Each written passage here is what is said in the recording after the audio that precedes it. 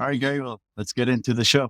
Go for it. Elite soccer characteristics. This is the lesson that we're covering today. I think the word elite gets thrown around too easily, especially in American media. Right? You often see them labeling some MLS players as elite players, or maybe players that really are shocking and they're still getting defined as elite. So how do you define elite in a global soccer context? Yeah, so hard. Well, the first thing that comes to mind when you said elite, I just thought of ECNL, right? What does ECNL stand for? Elite Clubs National League. Got it. Yeah, so there's part of the problem already is parents like, oh, where does the kid play? My kid plays in the elite league. "Oh, what are you talking about? Yeah, ECNL, that's the elite league in the country. So anyway, to answer your question, what do I consider elite? The cream of the crop, the very, very, very top of the player pool is elite for me. So even if you're playing in the top leagues in the country, whatever those happen to be, whether it's ECNL or MLS Next or whatever alphabet soup league you're talking about, that doesn't make you elite at all. Maybe the top 10 players in each of those leagues, I might consider taking a look at and thinking this is an elite player. Maybe. So what does that bring us to? Maybe brings us to 20 or 30 guys nationally that I might say, let me take a look a little bit closer and see if they're elite. Why is that? Well, because compared to their American counterparts, sure, and top flight in the country, sure, you might be on youth national teams at that point. Sure, you're getting invited to ID camps. That's another thing. Everybody gets invited to ID camps and everybody gets happy about it. Okay, cool, be happy. That's all great. But it doesn't say much because in the broader continental or global context, you don't exist. Truly. And even if you're on US youth national teams, whether it's the U15 national team, U17 World Cup, U20 World Cup, and the rest of the world, they might be looking at the American team and they might consider one player there, maybe of that whole entire group. So that has already shrunk our pool down, Benny, to one player in the whole country as being considered maybe elite. If you look at Yamin Lamal, who's playing for FC Barcelona, a starter for the Spanish national team, he's still a teenager and he's considered to be one of the greatest in the world. Now, you don't have to be like that guy to be considered elite at all, okay? But just to give people a little bit of a reference as to what players around the world at age 16, 17 are already accomplishing. And even if you get the incredibly slim chance, slim opportunity that they want to elevate you here in the United States to maybe make your MLS debut at age 16 or 17, that means nothing. I mean, congratulations to the kid. Okay, obviously. Congratulations to the family, everybody involved. Awesome. Nobody knows who you are. Okay, no, Right. you haven't accomplished anything. So anyway, I'll stop there because I know we can dive a little bit deeper into what does it mean from a technical perspective, a tactical perspective, and all those sorts of. So yeah, I mean, for me, what comes to mind is, okay, let's say there's a D1 college soccer player and they may be referred to in their local hometown as elite. But what you're saying is that in the global context, these guys are far off the level of what the highest standard is out there in the world, right? Sure. Well, even in your case, Benny, where you're talking about a Division 1 soccer player who's very good, maybe makes first team All-American as a freshman or something like that. If you put him in the context, if you throw him in with youth national team players, U18 national team players or something like that, he might be shockingly terrible, like really bad at that point. What are some of the like non-negotiable technical attributes of what you would consider a world-class elite player?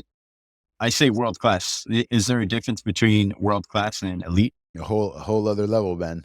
World class. So people now are saying, "Oh, Christian Pulisic is world class." Look, relax, people. Okay, he's having a phenomenal season with AC Milan. Exceptional. He's a starter. He's killing it in the Champions League as well. But we always lose perspective in this country because you don't consider how many other players are also like Christian around the world.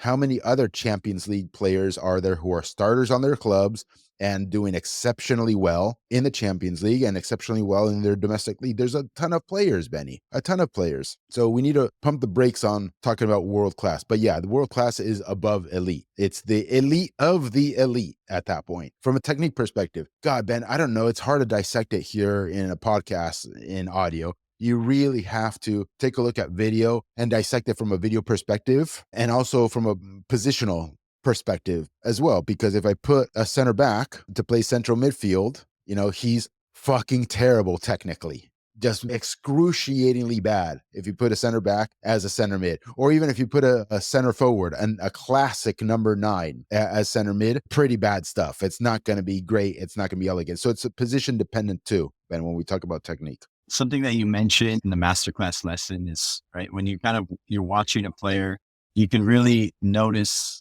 like, for example, when you look at Andres Iniesta when he was playing at his peak, the ball's coming to him, and the phrase that you use is that he caresses the ball, meaning like the ball is almost an extension of his body. He's just so comfortable and gifted on the ball. So can you expand a little bit on what you mean by that, caressing the ball? Because I think that's a big telltale sign is their first touch, right? Is their first touch 5 yards away from them, or is it, there's glue on their shoe and it's just literally boom, right on their foot and no problem? Yeah, so I'm going to throw out a bunch of words that people are going to interpret in different ways, but I'm going to do my best. I'll start with you saying their first touch. If it's like 5 feet away from them, obviously that's a telltale sign that they have a terrible first touch. If they receive a pass and, the ball doesn't bounce off their foot 5 feet away, but instead gets killed there right in front of them where they want it, that's better. But that also does not tell you that they have a good first touch. And so we get to that next level, which you kind of described, which is you accomplish that first touch, that you kill the ball right in front of you or kill it exactly where you want it to be, but in a smooth, fluid fashion. Okay. It's not robotic. And the thing that comes to mind, an analogy or metaphor, is if you remember when you first started driving, Benny, whether it was automatic or stick shift. A stick shift is the best example, but most people don't do stick. So I'll just do automatic. When you first start to drive, your acceleration and decelerations are not smooth. You kind of like hit the gas and you're like, oh shit. And you really pumped it. And you're like, oh man, I didn't mean to like pump it that hard. And then you let go of it. There's this jerk that occurs, okay? Back and forth, back and forth. And it's not a smooth acceleration to a cruising speed. And then it's not a smooth deceleration to a full stop either, because then you hit the brake and you're like, oh, I hit it too hard, or I hit it too light. And you're pedaling the brake, you're pumping the brake, and you're, getting whiplash, basically. And so you accomplish the goal of stopping at the red light and then moving when it's green, just as the smooth person does it, but it's a very different sort of experience and a different sort of control that you have of the vehicle. So I don't know if that helps better define what we mean by having technique that is smooth and fluid and the biomechanics all make sense and the ball looks like an extension of your body, just like the car is an extension of you as well, versus it being some sort of foreign object.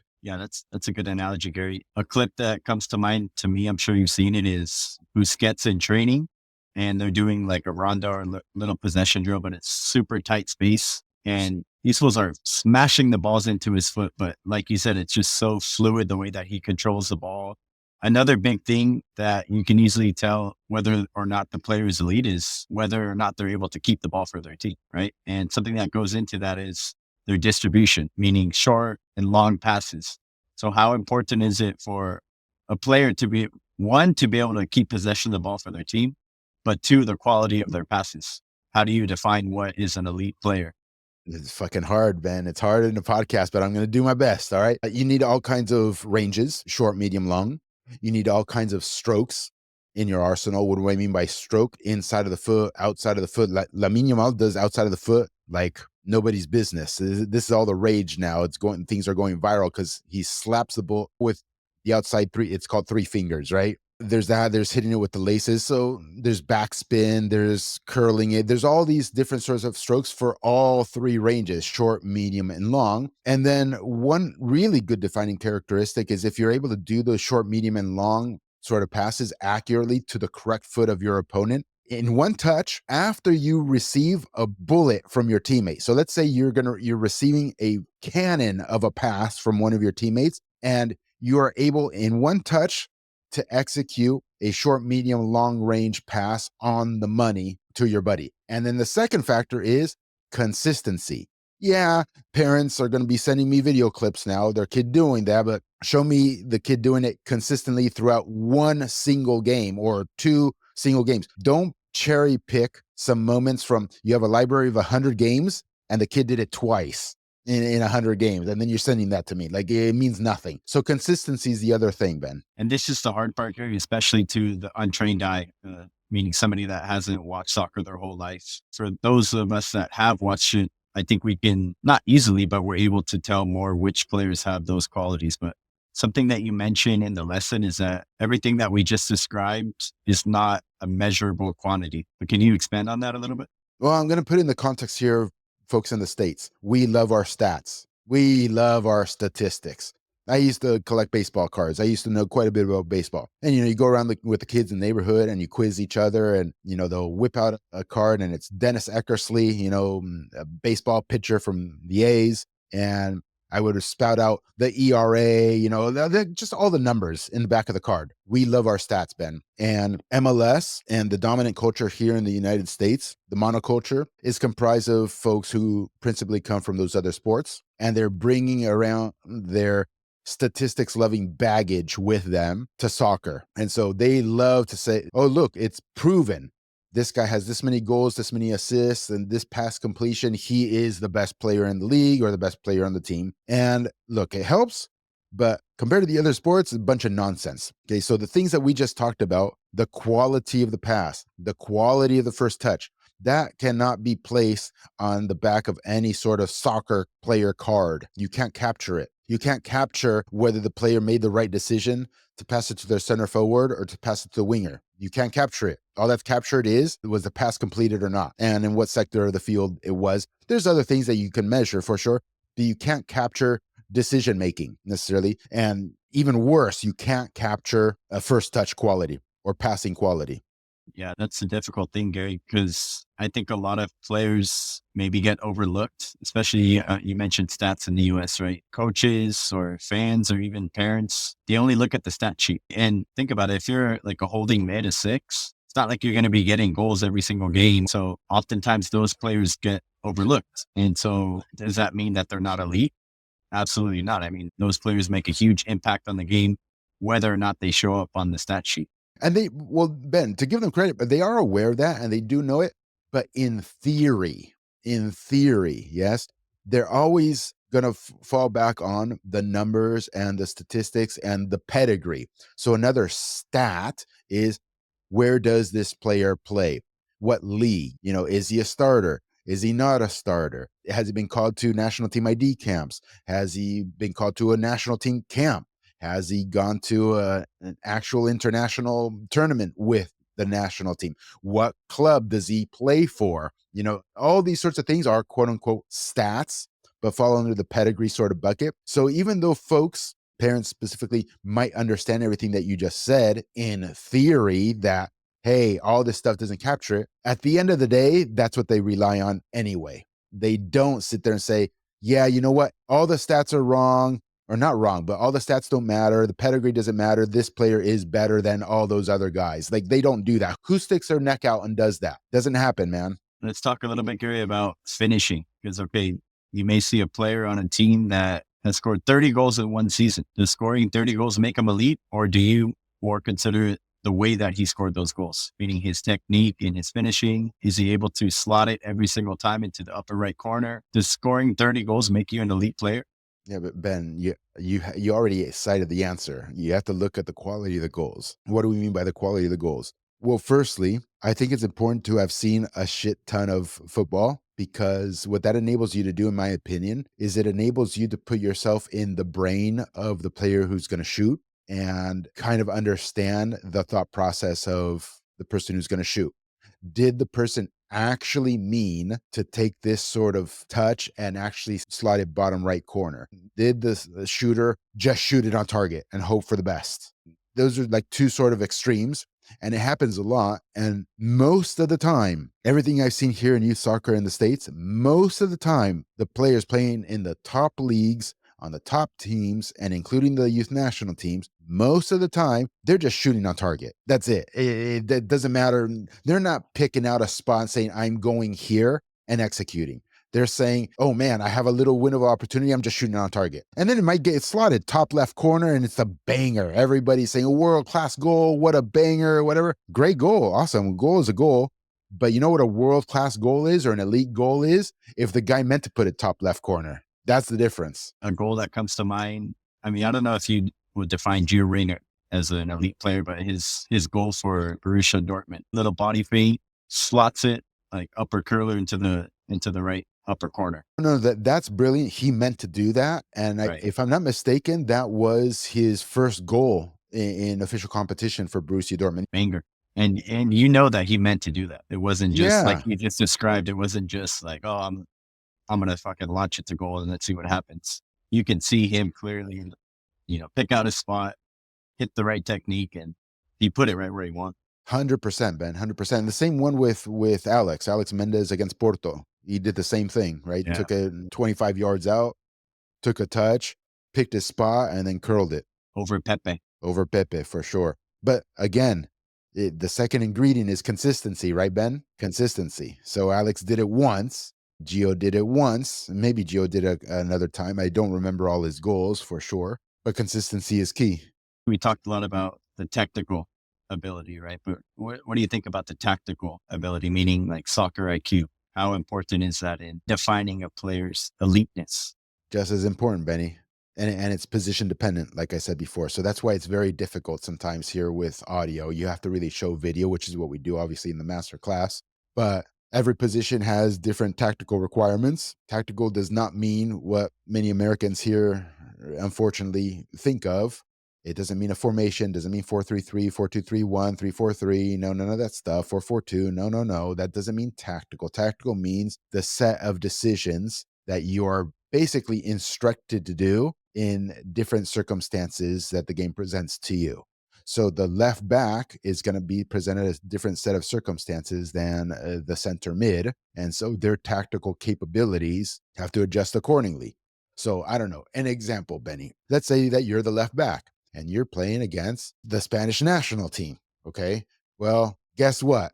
Don't fucking be bombing forward on overlap runs every possession because you're going to get punished. You're going to get slaughtered. Probably the tactical thing to do here and the capability that you need is know how to bunker and counter. Yes. So I don't know. That's not a really good example, actually. Maybe we just need to go down the rabbit hole of decision making, period.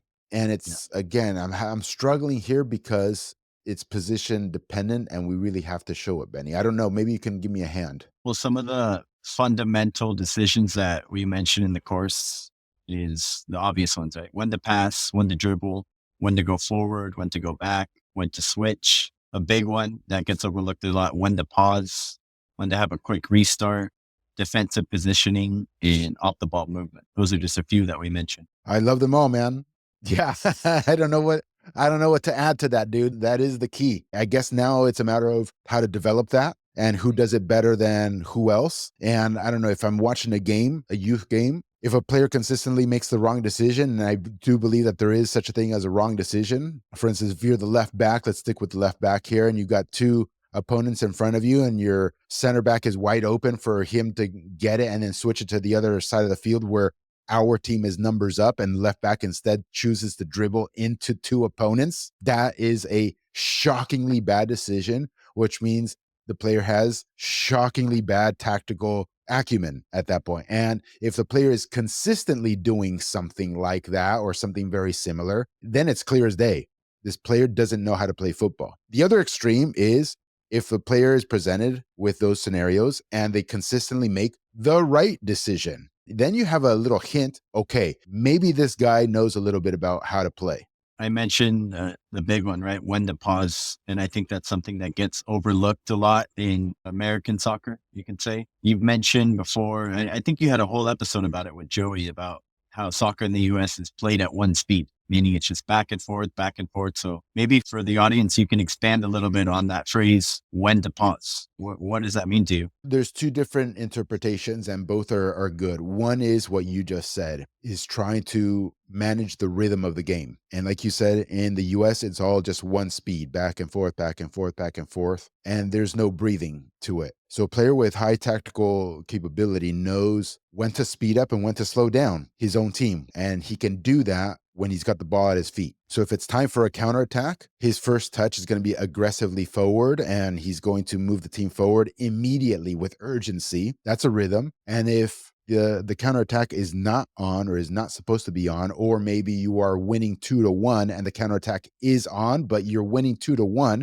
and you don't want to give up the ball. When you get it, your first touch is not aggressively forward like you usually is. You step on the ball and you just chill and relax and have everybody take a breather. And then you gently tap the ball back to your center back. And that communicates to the entire team, hey, we're not going forward, we're relaxing. So managing the tempo is one such interpretation. The other one, which is more subtle and shows a lot of tactical acumen and understanding, is let's say that you're the center mid and you receive the ball in the final third and you see like maybe an outside back coming for an overlapping run with the winger or something like that, okay? Or the winger is a little bit behind and the pass is not on for the attacking mid quite yet.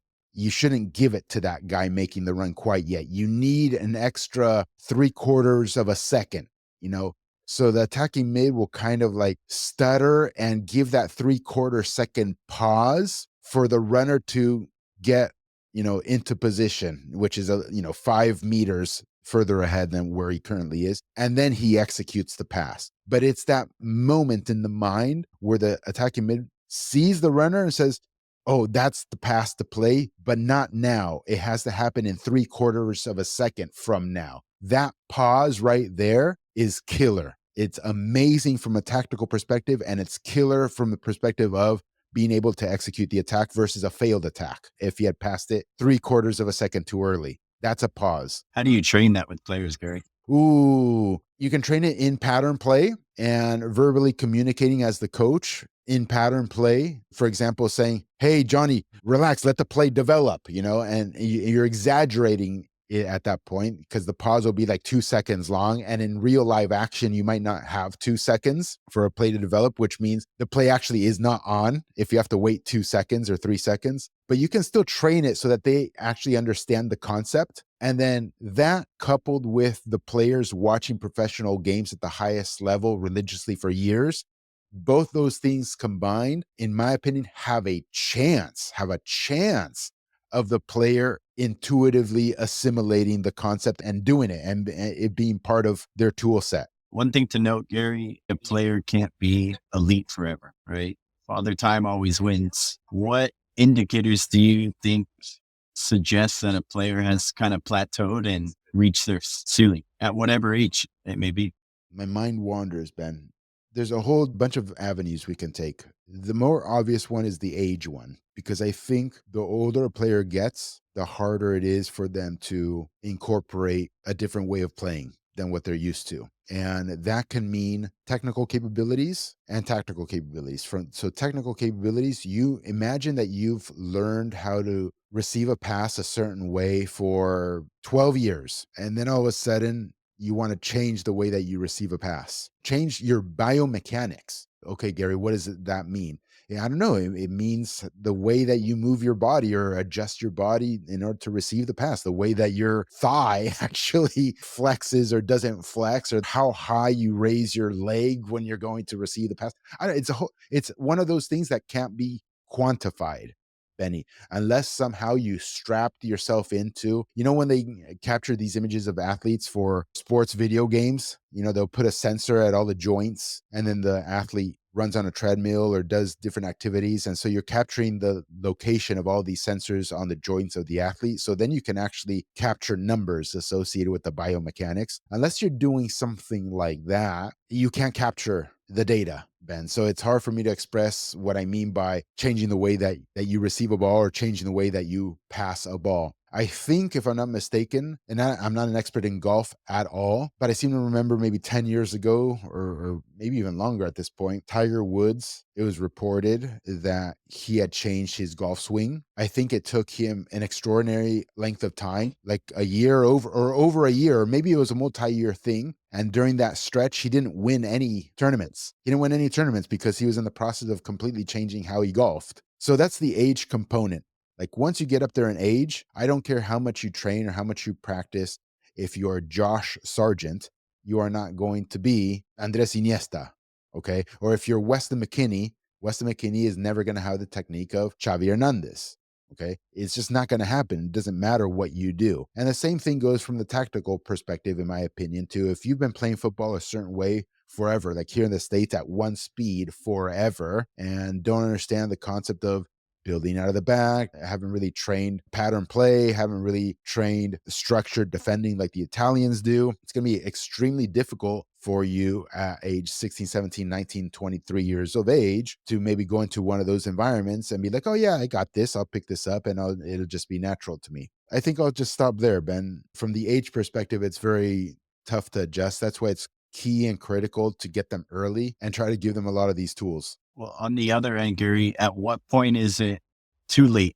Meaning, if I'm 13, 14, or 15 and I don't possess all of these qualities already, like when is it too late for a player to never become Iniesta or Xavi? Can a player who was shockingly bad from the ages of like 10 to 15, can they ever become world class? Or is it too late at that point in their development? Fuck, it's so hard to say, Ben. Look, if you're asking me to be a betting man, I'll say it's impossible, and I'll put my net worth on. If you bring me a 13-year-old who's never played or 15-year-old who's never played, I'll put my net worth that they don't become a world class soccer player. Can there be exceptions? Yes. That's why it's hard to answer that, Benny. I don't know. I don't. Everybody's kind of like on a curve, and depending on how much work you put up front, is how much higher that curve can go at the very end of your trajectory. So if you're starting late, the curve is lower, the peak of the curve is lower than if that same person had started earlier. But look, we're not saying anything new here. Everybody kind of understands this, understands it in theory, in every domain, Ben. If you want to be a great scientist, great mathematician,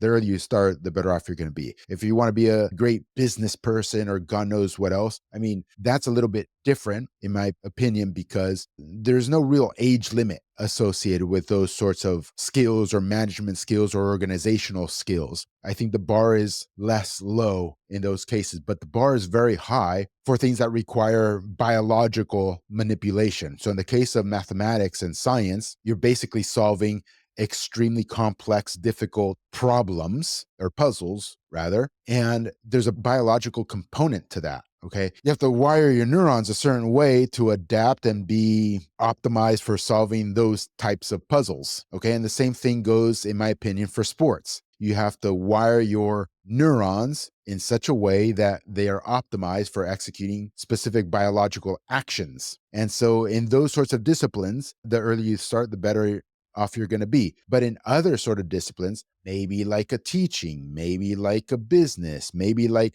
all these disciplines where you see that the peak performance of a professional happens later in life, maybe in their 40s or 50s or even 60 years of age, where wisdom might come into play and it's not a biological thing, then it really doesn't, it's not a function of how early you start, man. And you can start late and adapt and be successful, but you can't do that in sports, dude.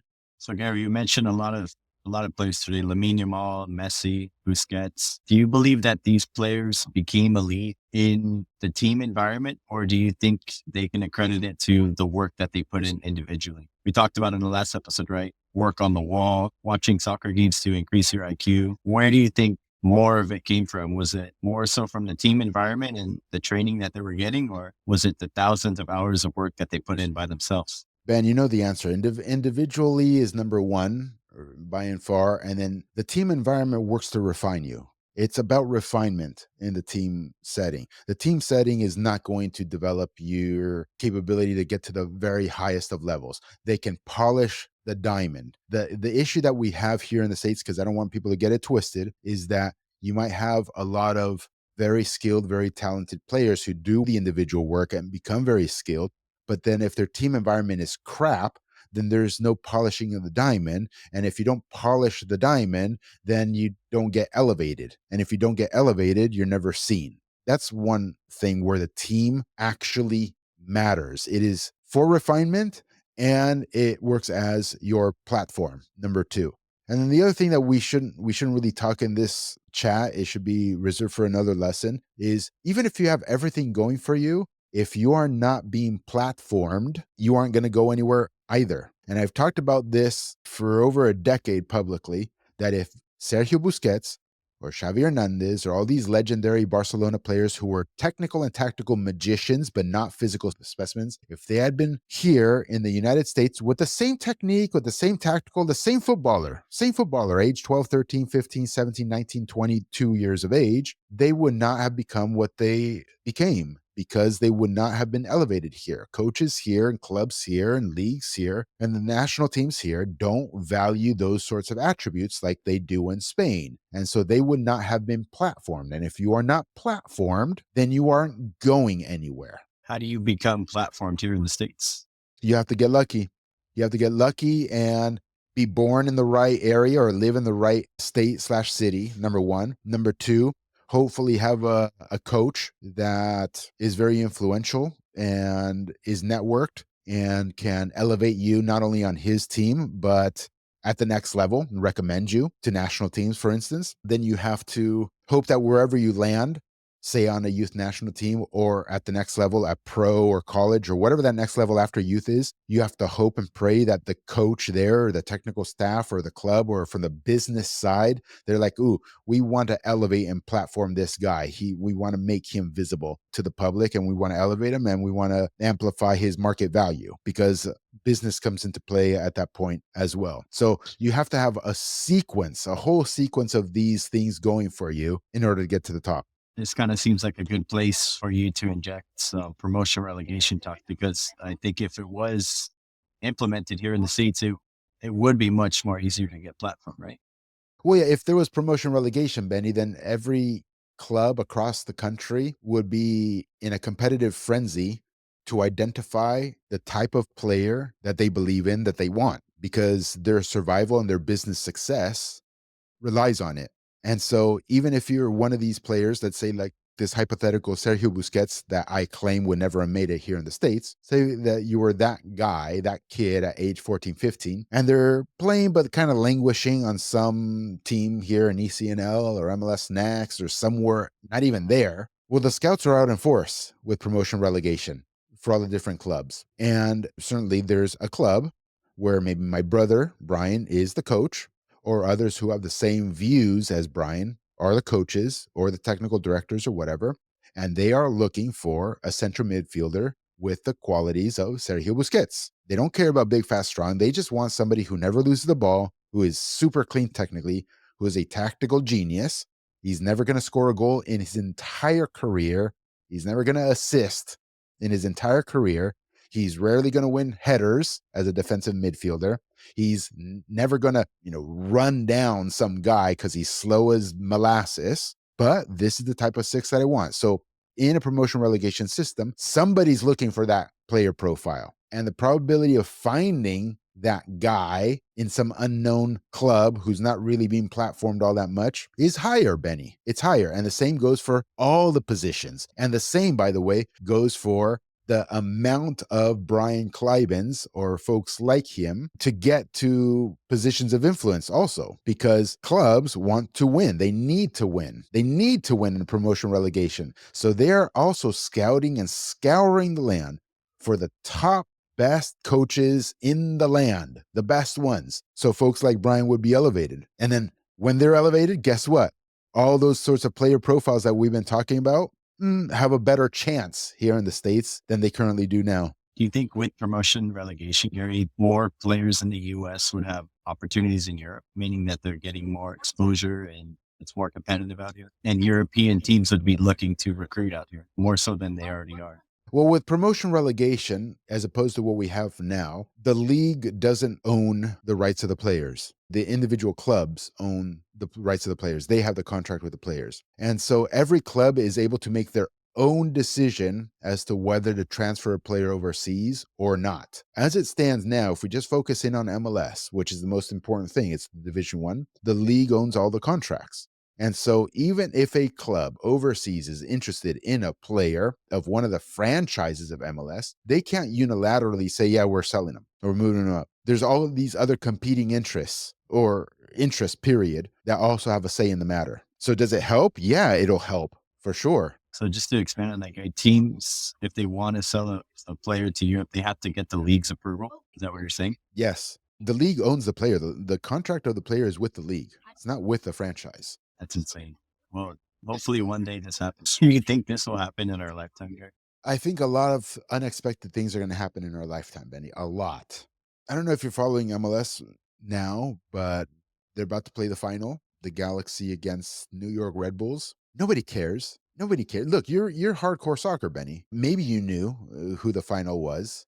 Okay, you don't really care. Do you know what date it is? What time it's happening? I know it's on Saturday, and I only know the only reason I know, Gary, is because the first team that I ever supported was the Galaxy. I remember going to the games as a kid and being excited and wanting to meet the players, but I could give two fucks if they're in the final. If somebody gave me a ticket, yeah, I'll go. I'll support. Yeah, it's no big deal. Have you watched any MLS games this year? Not one, Gary. At least you're being honest, man. At least you're being honest, dude. Have you? Well, yeah, because it's kind of part of the job, but less so than before. And you probably have a subscription because people have subscriptions. But do you have a subscription to be able to watch MLS games? Well, no, and that's another reason why I don't watch the games here. It's like if there's a game that's on, I'm like, oh shit, let's see if I can watch it. And then I go to see where it's streaming. No, you have to buy MLS season pass. And actually, I take back my comment because I did attend one Galaxy game this season in person. So there you go. I watched one game this year. Good for you. I bet you didn't pay for those tickets. No chance. Yeah, man. So to get back to your question, will things change in our lifetime? Yeah, a lot of things are going to change in our lifetime. And I just went off on this little branch to express why things will change because nobody cares, Ben. Nobody cares. Nobody cares. And their business doesn't depend on people actually caring, which is pretty ingenious, actually. The franchise valuations or the league valuation goes up just by default because it's an artificially scarce asset at that point. And people want a piece of what's scarce. That's always what goes up in value. And so even if nobody cares, the property is still going to go up in value, you see? But I think the key is competition. And there's a lot of competition for the attention of the public. And I think the next generation, Gen Z, isn't really focused all that much into sports, in my opinion. Maybe I'm wrong. I think they're a lot more hooked on online things. Yeah, I mean, you could see that MLS doesn't really cater to the true soccer demographic here, the real diehard soccer fans. It's more of an entertainment thing. They want to bring the fans that don't really care about soccer. Right? They're first time fans. And no, obviously, okay, Galaxy's in the final. Stadium's going to be packed. There's going to be quote unquote fans there repping Galaxy jerseys. But if you were to go to a game in the middle of the season, I mean, it's at like what, 60% capacity, 75% capacity. It's not like they're selling out the stadium every single day. Whereas you go to any second league in Europe and every single game, their stadium is packed with fans that live for the team. That's their whole entire life. So there's a big difference there. Well, not every country. A lot of countries don't have a lot of attendance at all. But the thing to really think about here, Ben, is that the cities where MLS franchises are at, let's talk LA. Okay. There's a lot of people that live here. Millions of people live here. And there are hundreds of thousands and millions of people here in Southern California who are soccer people. And so just by mere numbers alone, the probability of getting 10, 15, 20,000 folks into a Galaxy game or an LAFC game is by default, it's going to happen by and large, just by sheer numbers alone. It doesn't have to be attractive from a sporting side of the equation. And of those folks that go to the game, most of them are going there just to have a night out with the family, Ben, or just have a night out with their friends, and have some beers and nachos and hot dogs and not be stuck indoors. That's why they're going there. They aren't going there because, oh my God, I live, Galaxy till I die, sort of thing. And the folks who do say Galaxy till I die or Portland Timbers till I die, it's not remotely the same as what it's like overseas. It's not real. It's not authentic. They've latched onto something and they've made it kind of part of what they do, part of their identity, but there is no real history there, if that makes sense. There is no real bond like there is overseas because you're not latching yourself onto something that represents a social, political, economic, and cultural stance. It's like I want to latch onto what is this? 365 Whole Foods grapefruit sparkling water. Maybe if I dive into the history of this thing and study it and really care about it. And I think it tastes great, and I start having online battles with LaCroix, who also does this sparkling water, or Perrier, also, okay, then I'm going to start feeling things because I'm invested in this team that makes grapefruit sparkling water. But this isn't representing my social, political, economic, and cultural positions, and that's what a true club actually does. And so we don't have true clubs here, Ben. It's a different sort of fan vibe or supporter vibe. It's very different. You think USL teams are true clubs? I think they're more so than MLS teams because the structure of the business is different, in the sense that in USL, the league doesn't own everything. The individual teams are self-owned. They are their own entities. So yes, they are more clubs than MLS teams are, for sure. MLS teams are not clubs at all. It's zero. There's zero clubbiness with MLS franchises. They are outlets of the league. Everybody who's listening now, they have a kid possibly on a team in a club. Okay. The club maybe is called whatever, Rush Soccer Club. Okay. And they have their kid is playing on the U13 team of Rush Soccer Club. So MLS is Rush Soccer Club.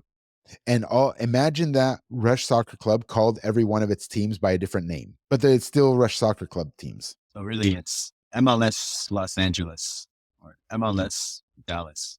That's exactly right, man. It's MLS Galaxy, it's MLS LAFC, it's MLS Timbers, it's MLS Dynamo, it's MLS Earthquakes, it's MLS Red Bulls. That's exactly right, man. MLS is the club. If you want to say that you are supporting a club, you're supporting the club that is MLS. That's the club. And you just happen to be living in a region where the club has a team.